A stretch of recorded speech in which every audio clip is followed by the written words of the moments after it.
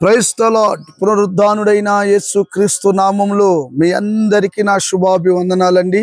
బాగున్నారా? యేసయ్య మీ అందరినీ ఆశీర్వదించునుగాక. అనుదిన వాత్సల్యత అను నేటి వాక్య ధ్యానాంశాన్ని ఉదయకాలం ధ్యానించుకుందాం రండి. పరిశుద్ధ బైబిల్ గ్రంథములో నుంచి యెషయా ప్రవచన గ్రంథం 60వ అధ్యాయం మొదటి మాట నేను చదువుగా విందాం. వీలైతే బైబిల్ తెరిచి వాక్యాన్ని గమనించండి. నీకు వెలుగు వచ్చి ఉన్నది, లెమ్ము, తేజరిల్లుము, యెహోవా మహిమ నీ మీద ఉదయించెను. యేసయ్యకి మహిమ కలుగును గాక.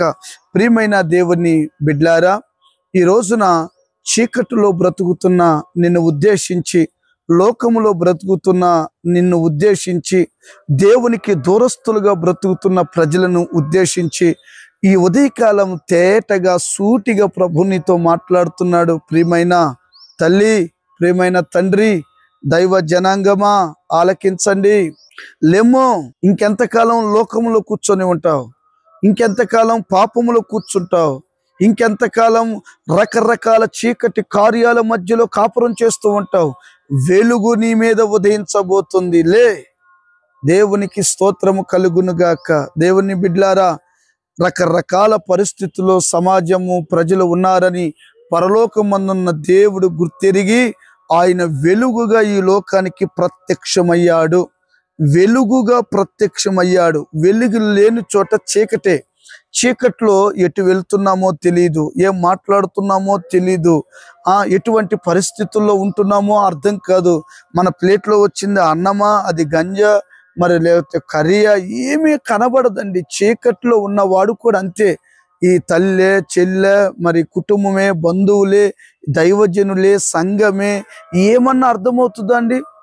మత్తులో ఉన్నవాడికి అర్థం కాదు, చీకట్లో ఉన్నవాడికి అర్థం కాదు, ఈ లోక పోగడ పోయేవాడికి కూడా అర్థం కాదు. నేనంట, నిన్ను దేవుడు ఉద్దేశించి ఉదయకాలం మాట్లాడుతున్నాడు. వెలుగుగా నీ మీదకి ఉదయించబోతున్నాడు. వెలుగు దేనికి సూచన? ప్రభు అయిన యేసుక్రీస్తుకు సూచన. యేసుక్రీస్తు దేనితో పోల్చొచ్చు? ఆది యందు వాక్యముండెను, వాక్యము దేవుని యొద్ద ఉండెను, ఆ వాక్యమే దేవుడై ఉండెను.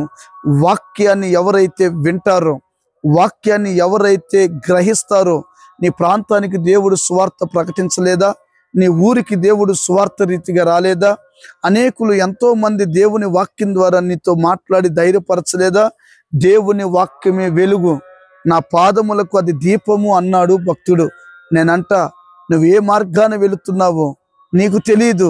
దేవుడు నీకు తోడుంటే, దేవుని వాక్యము నీకు తోడుంటే, నువ్వు వెళ్ళిన ప్రతి చోట విజయాన్ని దేవుడు నీకు అనుగ్రహించి నీ నోటి నిండా నవ్వును ప్రభు ప్రసాదించును గాక.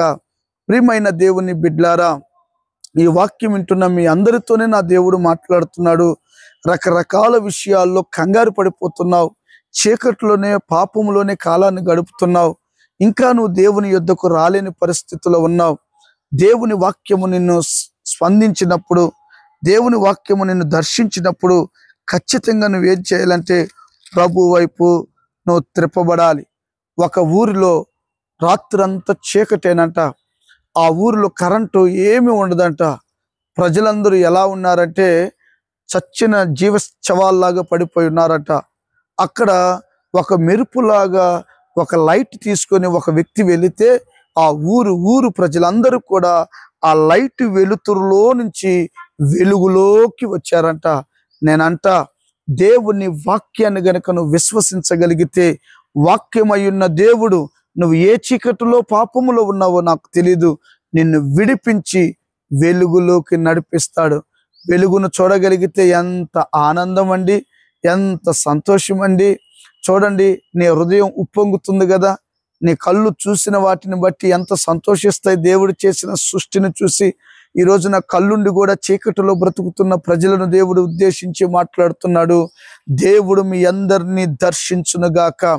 చీకట్లో ఉన్నవాడికి భయం ఉంటుంది. చీకట్లో ఉన్నవాడికి జీవితం గురించిన చింత, రకరకాల బాధలతో ఉంటాడు.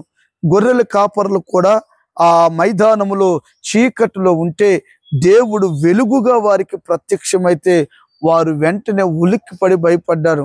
భయపడకుడి అని ప్రభు చెప్పాడు.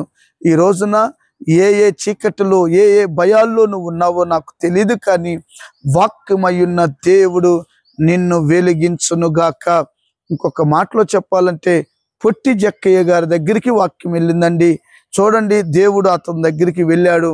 జక్కయ్య, నీ ఆశని నేను చూశాను, నేడు నీ ఇంట్లో ఉండాలనుకుంటున్నాను అనగానే అతను వెంటనే సంతోషించి మంచి మనసుతో ఆయన్ని చేర్చుకున్నాడు.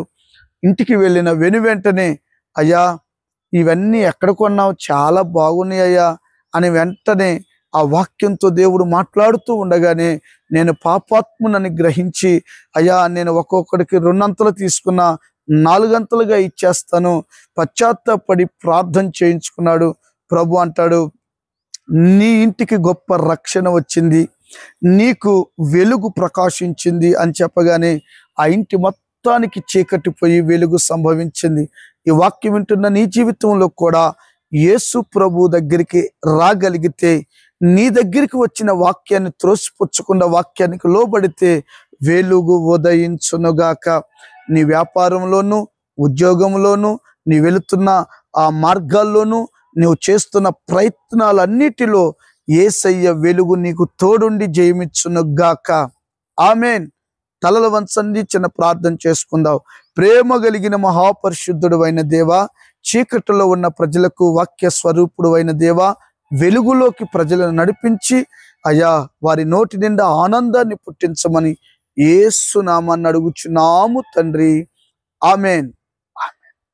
Thank you. God bless you. దేవుడు మిమ్మల్ని దీవించునుగాక. ఆమేన్. గమనించండి, మీలో ఎవరికైనా చీకట్లో రకరకాల సమస్యలతో బాధపడుతూ ఉన్నారా? మాకు ఫోన్ చేయండి, కామెంట్ రూపంలో తెలియపరచండి. ఏదైనా పర్సనల్గా చెప్పుకోవాలనంటే మా ఫోన్ నెంబర్ ఉంటుంది, ఫోన్ చేయండి, నేనే మాట్లాడి ప్రార్థన చేస్తాను. భయపడొద్దు, వెలుగు మీకు ఉదయించునుగాక. ఆమేన్.